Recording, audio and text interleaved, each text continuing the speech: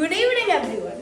This is my bent sheet analogy model to explain how gravity works. We all know that space is in 3 dimensions.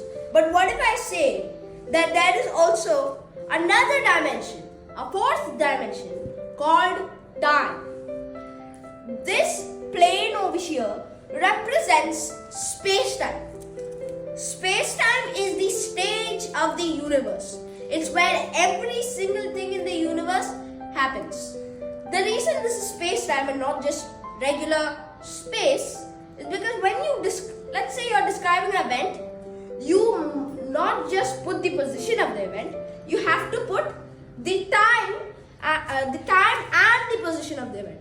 This is why Einstein calls this plane, this is why Einstein calls this plane space-time. Space-time is the state of the universe, as I said, and it's where all masses interact with each other.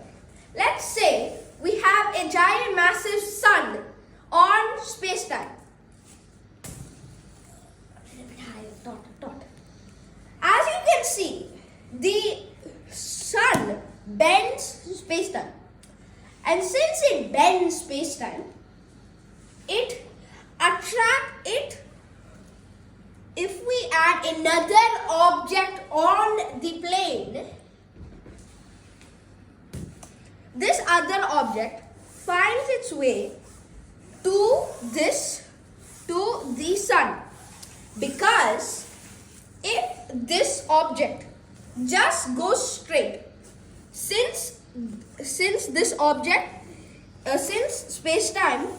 every object likes to go straight through the universe, and space-time is bended, what a straight path for the object would be a curved path for us, an external observer.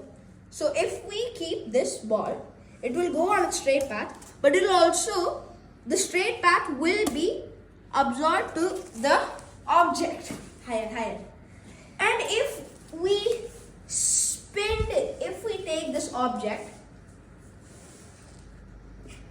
and then we give it a little energy of its own, another object to this plane, and we give it a little spin with it, the force, this mass will have to go forward, but will also get attracted, but will also have to go in a straight line through a space-time. So if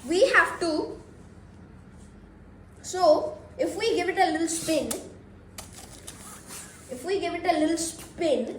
it will slowly go with more.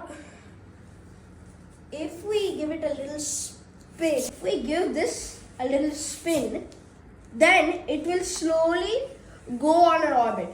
Since this will stop because of friction in the real world, but in space it will keep going like this forever, because unless acted upon by an unbalanced force like a meteorite, or if the gravity is much stronger. This is the explanation why gravity is actually not a force. Gravity is just an illusion. Thank you.